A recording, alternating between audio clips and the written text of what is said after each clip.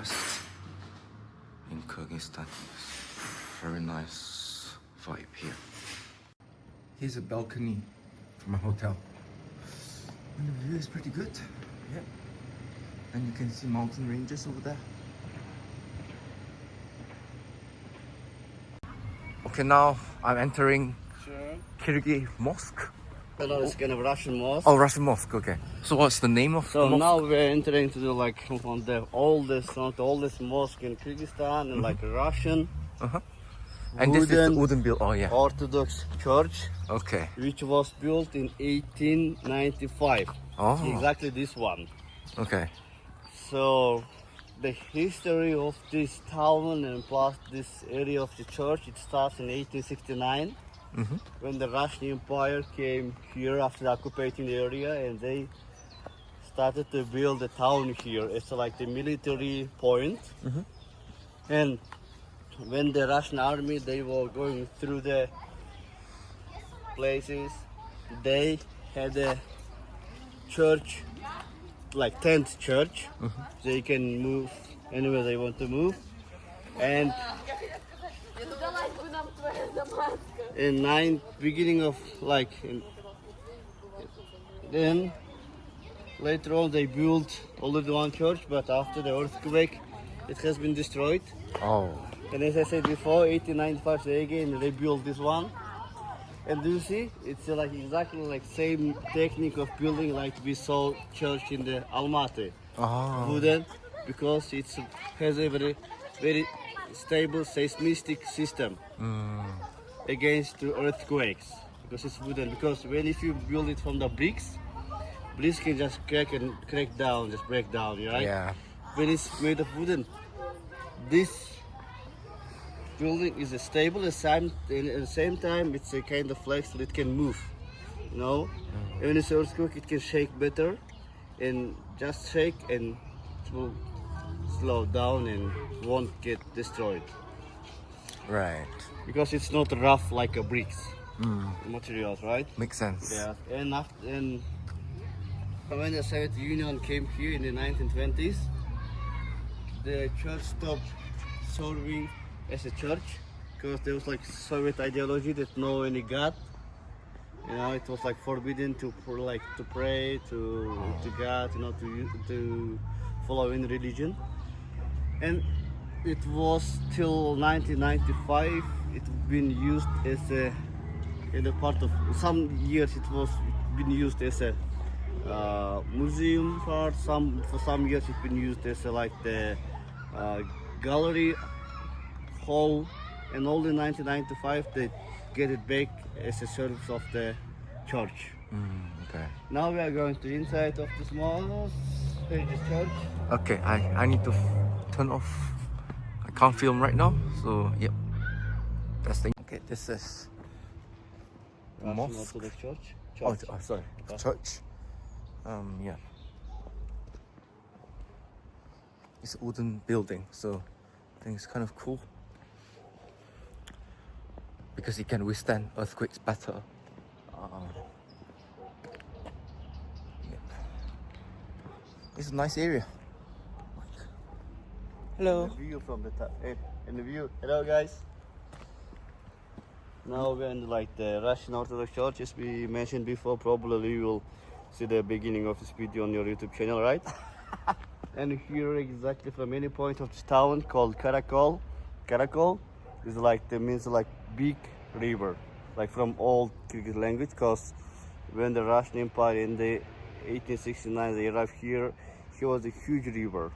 And by side of this river, by two sides of the river, they built this military town at the beginning. But unfortunately after years the disappeared the lake. It's dried out the river, but still the name was saved. So now look at this view, guys. Like the mountain ranges. Yeah. As well. Okay, I'm here at Dungan Mosque. So we are here at Dungan Mosque in the middle of the 18th century. Under pressure of the China, Dungan nationality, they had to escape from China to Kyrgyzstan through the mountain pass called Torgart. Originally, if you talk about Dungan people, Dungan nationality, it's the father Arabian, mother is Chinese. That's why they follow the Islam, because the religion, which religion your father followed, you have to mostly follow this religion. Okay. And as I said, under pressure in the middle of 18th century, they had to move here, and they needed, of course, a place to pray. And in 1907, they invited the Russian, Chinese architecture. He came here with his students, and it took 3 years for preparation. So cutting off the wood, the bringing all the the trees from the top of the mount. This this special type of tree called Titan spruce. Titan spruce. It's made from this, and it was then later it was built without any nails. Oh. Without any, of course, now after some reconstruction, they to fix it to do kind of reconstruction, they put some nails after, but at the beginning it was built without any nails. That's why it took 3 years of preparation to bring them, to cut off the pieces, to prepare. And the interesting thing, the construction, the building process, it took just for 3 months. Oh. So 3 years for the preparation. In 3 months. 3 months of the building. And now you can see it's in the Chinese style mosque with the Chinese design of the architecture. So bro, is this Uyghur on the top? No, it's Arabian. Oh, this is Arabian. And Russian. Arabian And Kyrgyz. Okay. Okay, so I'm entering the Dungan Mosque right now.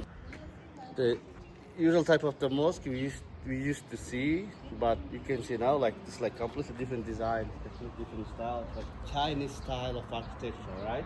Yeah. Look, the corners of the roofs and how it has been decorated. There's some dragons painting in the middle. See? Yep. But tourists are not allowed to go inside. Yeah, so I mean, it's different from the mosque that I've seen before because this is Chinese style mosque.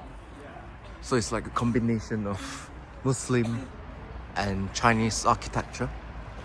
Let's go. Chinese architecture to build a mosque. To build a mosque from scratch and wooden and without nails. 10 Chinese spruce tree. Okay. Special 10 Chinese spruce. Okay. So hello guys, we're at the entrance of the museum of the name of the Przhevalski, Russian explorer who made the first proper map about Central Asia in the 18th century. Yes, we already know about the areas and about settlements of the Central Asia even before this period, but it was like the map of the Silk Road period when it was for example, to reach this destination you need to go 20 days by horse, 10 days by camel, nothing about details. But Przhevalski, he made the first detailed information about some location, about some settings of the areas on the map, and he made one expedition and 4 journeys through Central Asia, and during all these his trips, his goal was to reach Tibet to see the Dalai Lama. Dalai Lama, okay. But first time, they all 3 times, he made from the area of the Silk Road, area of the Central Asia. But on the first time, he found the last and the best short way to the Dalai Lama through Karakol. Oh. And why he made 4 times, why he couldn't reach his 1 time. So, on the first time he couldn't reach, why he couldn't reach second time or third time. The Tibetans, they didn't want to let him go through because they thought they want to be connected to the Tibet and make the part of Tibet of the part of Soviet Empire. And first time they said the Dalai Lama is sick. Second time they said the Dalai Lama is he passed away and young guy 6 years old and he cannot do any proper decisions. And then the first time when he found the last short way through Karakol, near the Bishkek, he went for the hunting, but he drank like the water from the river with both cantankerous, like poison. Unfortunately, he got some problem, and after several times, when he reached Karakol, he died.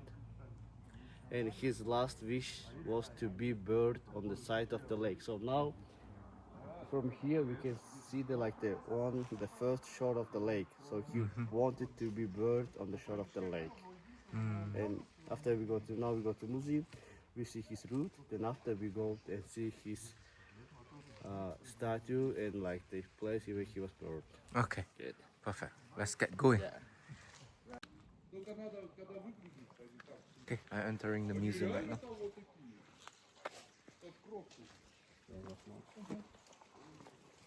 Okay, just entered the museum.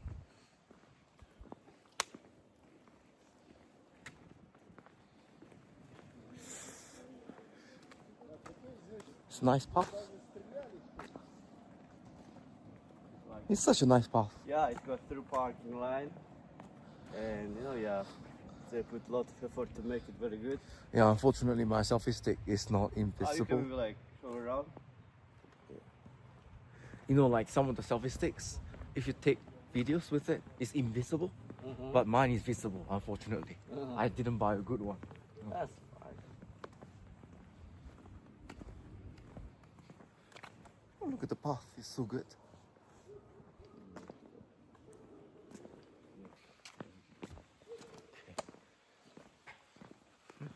Where's the chickens? Dessert. Dessert. So apparently, like Central Asians think that chicken is not meat; it's dessert for them. I think it's a joke, right? It's of course we joke. It's a joke, of course, for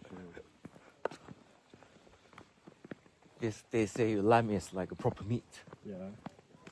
And one really thing I really want to tell about the Przhevalski guys, that this person was like explorer, but he was not exploring only the areas. He also been exploring the plants and the animals. He explored around 300 plants and flowers in Kyrgyzstan, and also he explored a lot of like kind of animals. But the main he discovered about animals is like the horse, which calls like the Przhevalski horse, which been discovered in the desert area between Kazakhstan, China, and Mongolia. But when we go inside, we will see it. So horse is very short. It's not a very big horse like we used to see. Then there is just only one difference between the donkey. Oh, This is a kind of spine bone in the back, okay. like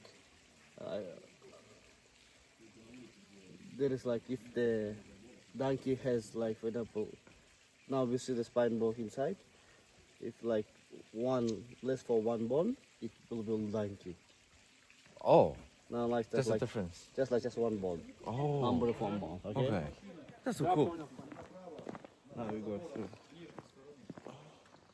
Okay, that's The entrance to the that's the entrance to the museum. Oh, sorry, my selfie stick is not. Okay. No.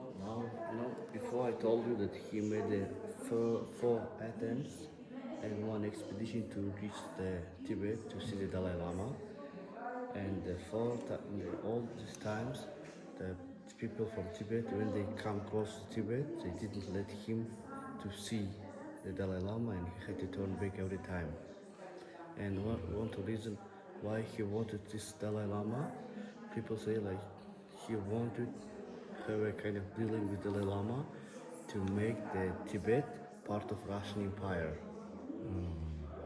And Tibetans they didn't want it. And this was they were saying like all the time different type of excuses to don't make it possible. Okay. And now we are here in the museum. As I said before, the Przhevalski, he wasn't discovering only the lands. He was discovering also like the flora and fauna, like the plants and the animals. he has by him been discovered around 300 animals in all over the country and around 30 type of the animals. The most like Kyrgyz animals, but the most common one animal was the Przhevalski dog, the horse of the Przhevalski.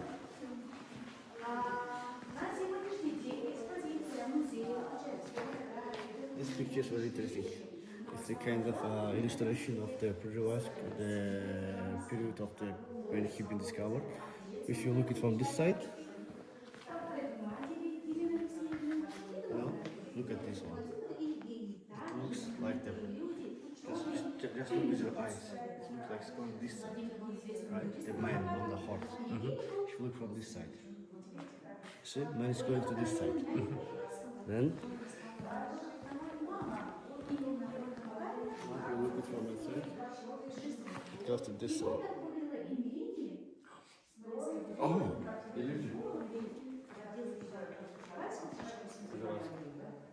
It's a horse, as I said before, been discovered in the desert area of the China, Mongolia, and Kazakhstan, and they have just only one bone.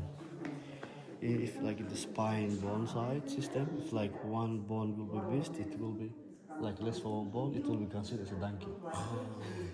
so this is horse. It's horse. Just horse. Oh, okay.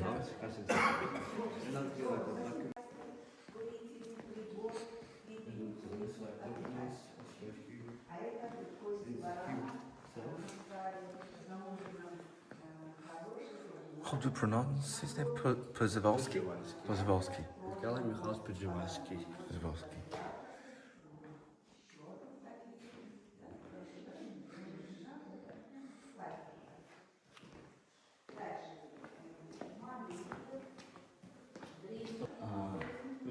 Here we see the four. This 1, 2, 3, 4 colors. They are his like journeys to Central Asia. This one like first expedition. First expedition was in this area. Where he spent like 2 years just to train at the beginning of his like the expedition life, to train to have to live, have to survive in the mountain, have to nature, and have to work with the compass and geographical measuring documents. He was like a preparation school for him. Then after he made the first expedition in 1870. So he took it. At the beginning they used to start it from Kakhta. We're going through the desert area, Dungan, Desert, and Lhasa. It was his goal, Tibet. But he couldn't do it because of that reason. The second time, he also again started from the side of the Kakhta. Can see here, yeah? From the side of the second, he started from the Zaysan. He started from the Zaysan. He got the Zaysan. But he reached here because there was a condition he couldn't go and he had to turn back. And also like the Tibetans, he met him here and they like say some excuses that he couldn't go. Okay. And he turned back. Then the third one is again started from the Kakhta. It again started from this area. Yeah, and also from this key area and come to the Taklamahan through the river here. The Hassa, but because they also Tibetan told them some excuses, and they again turned back. Again, yeah. And the last, and like the most common was he was getting it. It's writing here a little bit not properly, but it's writing here not very properly, but it was started from the part of the Zaysan, go through the area of the Karakol and coming through the Lhasa. Yeah. And on the way in Karakol he passed away. Oh, okay. So how long this expedition took place? Like how long was the entire journey for him? It was like 2 years. So like the last one, to show you like more properly. So for the rich one, this one, just look at this. For the see the last one, here is the Bishkek, the last one. You do through Karakol, you know, the passes.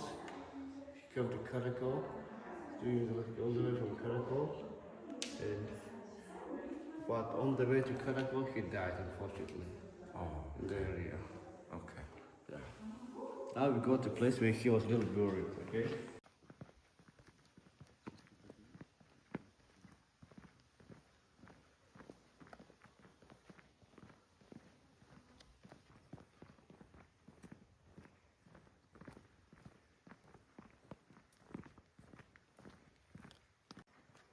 So, should I take in the hand? Oh, sure. Yeah. So now we are coming close to the statue of the person of this famous Russian discoverer and explorer, Przhevalski.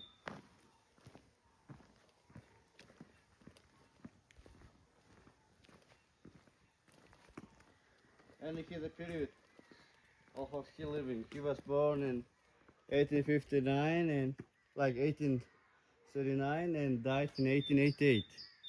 The interesting part is, for example, here we can see like the huge stone sculpture, right? But if you count, there are 21 pieces.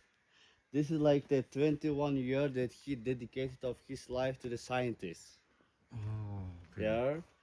And here, if you count, he has 10 steps. 1, 2, 3, 4, 5, 6, 7, 8, 9, 10. It's like 10 years of his exploration journey in Central Asia. Okay.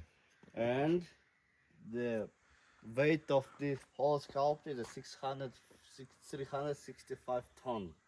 Oh. It's around, this is the 365 days of the year. And on the top, there's a golden eagle. Yep. It's a symbol of freedom. And you see, he is holding, like with the claw, is fixing the olive tree. Olive tree is a symbol of the wellness. And here he is sitting on the map of the Central Asia. And I see in the middle, this is a kind of, this is, for example, when he returned back from one of his last expedition and he made a kind of research information what he has done. The Russian Empire wanted to give him a special award, special medal, but you know at that was very confused moment that he was very high honored, and all regalias, all medals already been earned by him. No any medal anymore were left for him because all honorable ranks already was taken by him. He was already on top, and no any like medals was for him, you know.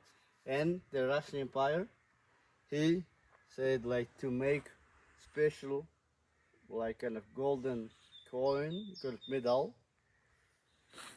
with his picture, and still now he is the only person in the world. He got like the medal with his imagination after his name when he was still alive. Okay. And this is like place where he was really buried. He was buried here. Okay. Yeah. You can take some pictures, and now we will see. We'll go there. Why he wanted to be buried here? Is that a lake? Yeah. He wants to be buried at the shore of the lake, man. Oh, it's But a it's huge his last one. wish here. Wow. It's like it's real. So, now here I also want to tell you guys about our lake. This is the biggest lake in Kyrgyzstan and second biggest mountain lake in the world after Titicaca. Titicaca, where is that? I think it sounds familiar, but. Yeah, like the South America. Oh, yeah, okay. And you know the length of this lake is 178 kilometers. The width is 60 kilometers. And deepest point of the lake is 668 meters. That's really deep. The good thing, the very interesting thing about this lake is salty, Oh, but not like a Black Sea. The concentration of salt here like 5.8%. And there are two reasons why it's salty. The first one is the soil. Soil is salty. The second reason is the around 80 rivers flows into this lake and no one goes out. So it saves its own minerals. Today now we are starting to do our like, the ground trip around the lake. Now when we get after from Karakol, we will be driving after some time, like by shore of the lake. so that's Issyk. Issyk. Okay. Good. Because of the condition that it's salty, it never freezes. Ah, even during winter, it It's for winter. makes sense. Look at the view here. It's crazy. So beautiful. And this looks like a broken heart.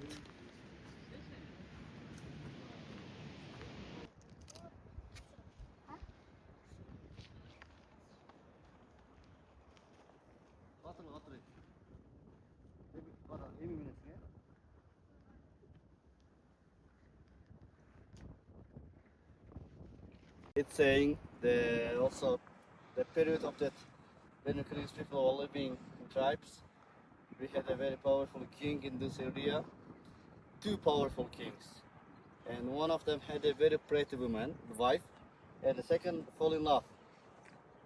Yeah, and he stole one of the days this lady, and they start fighting. They were fighting for many years, and one of the days the advisor, the assistant of the second king who stole the woman, he came up to him and said, "So my dear king, we need to stop this war, otherwise it's going too far. But there's only one way.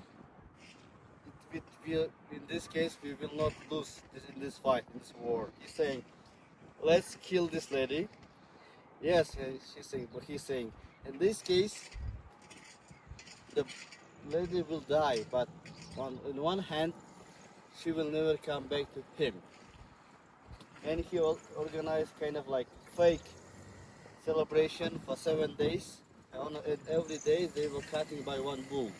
And on the seventh day, he was about to cut the bull at the same time that he put the knife in the heart of the lady.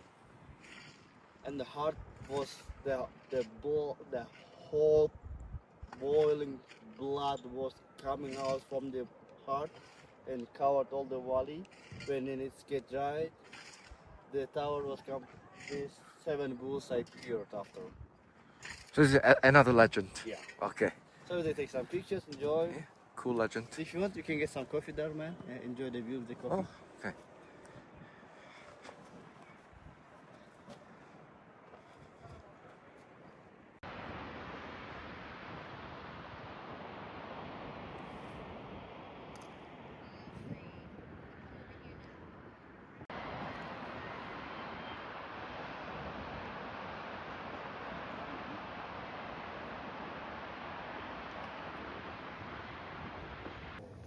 This is a restaurant for lunch.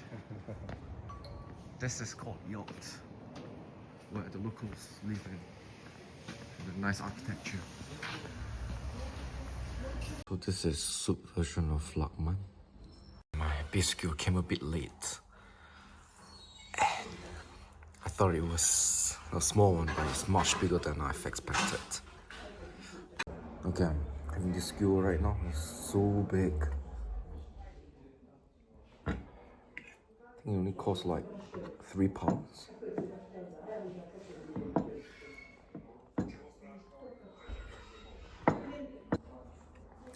Almost done.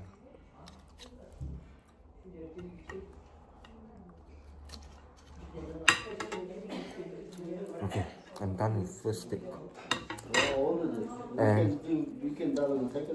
And this one, I'll take away. And Sure? That you know that it's not good. would I be able to heat food at Yurts? Would I be able to Is there microwave there? I guess not. We can ask them to feed it. As in like, can they heat the skewers for me? I think they can, yeah, you can ask them. Okay, then can I eat at Yurt then with dinner? Of course. Okay.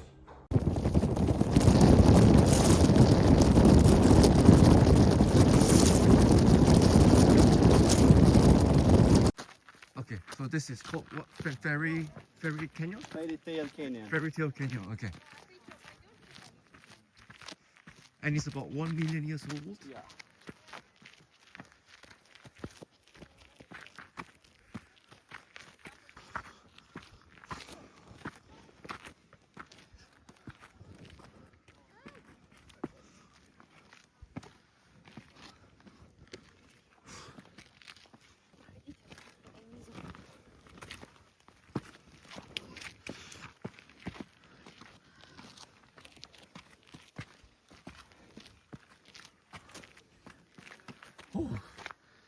Okay.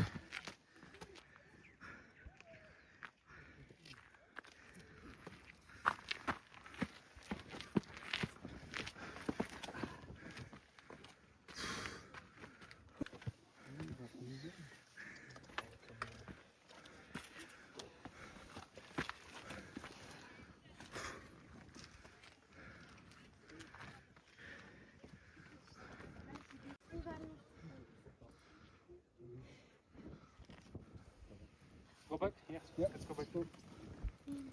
Okay, so the one in front, they call it the Chinese Wall So because it looks like from the Great Wall of China. goes through.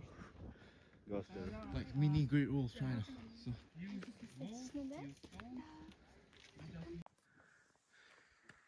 amazing view. Okay.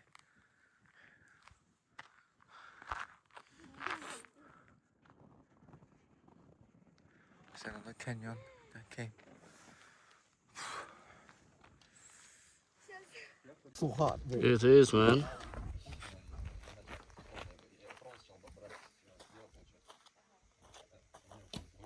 Oh, okay. You got it?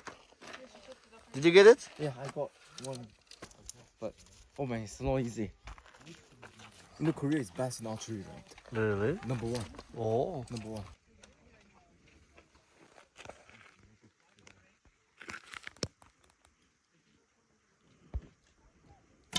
Oh shit. Missed it.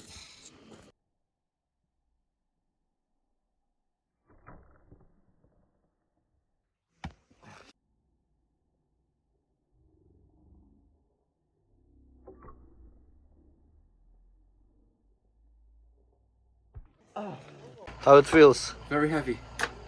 Very heavy, but feels good. Okay. Uh-huh. Can you do push-ups with this armor? Sorry? Can you do push-ups with this armor? I can try. Alright, today is the day of the warrior. Yeah. How it feels? Very heavy, but feel honored. Is it from the 18th century, you said? Like 15th, 16th century 16th, period. Okay. Show me your armor. Yeah. Here you go. Remove it. Remove it. Yeah. Wow, man. Whew. It's not easy to be a warrior. Yeah. Put it back. Nice. Now you know, now you feel how to be a warrior at that moment. Yeah. Don't look at our jeans. Okay, so I've just got to the Beltam Yurt Camp where I'll be staying for one night. So it's like local tent in Kyrgyzstan. So I can really immerse myself into the local culture here. Looks really nice. Yeah, I think that's the toilet over there.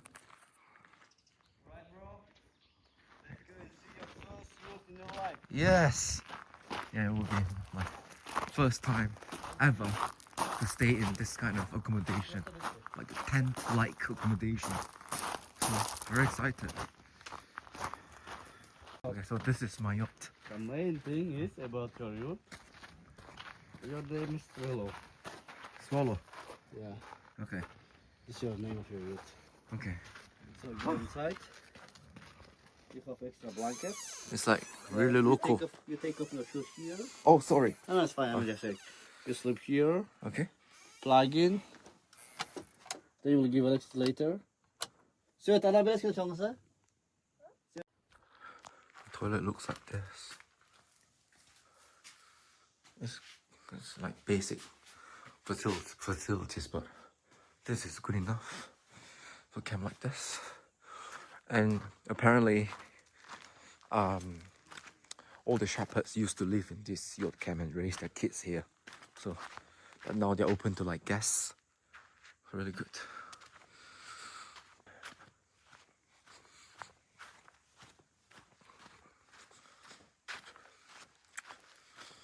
And yeah, this is. Yeah, I think this is like a shelter.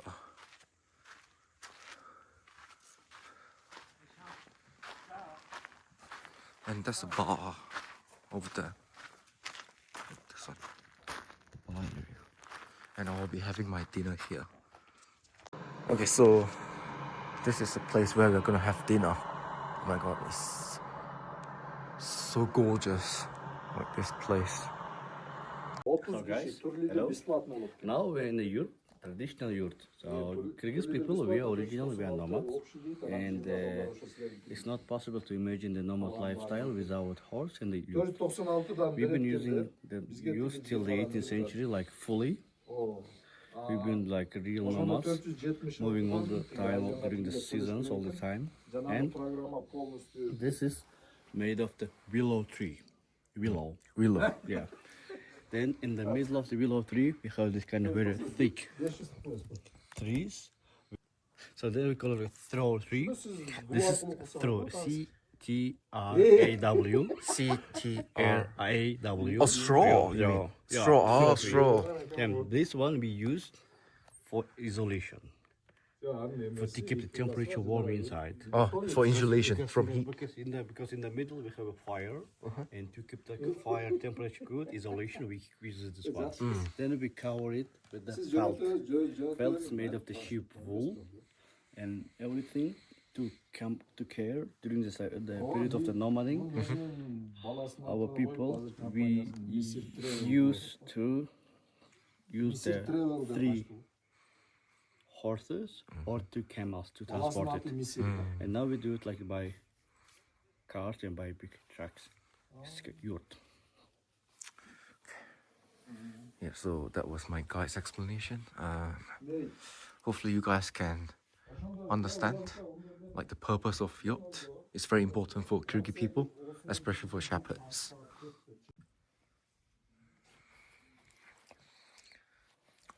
Our dinner table before dinner is served. So this is it for my day 3 video. Thank you for watching, and I'll see you in day 4 video. Bye bye.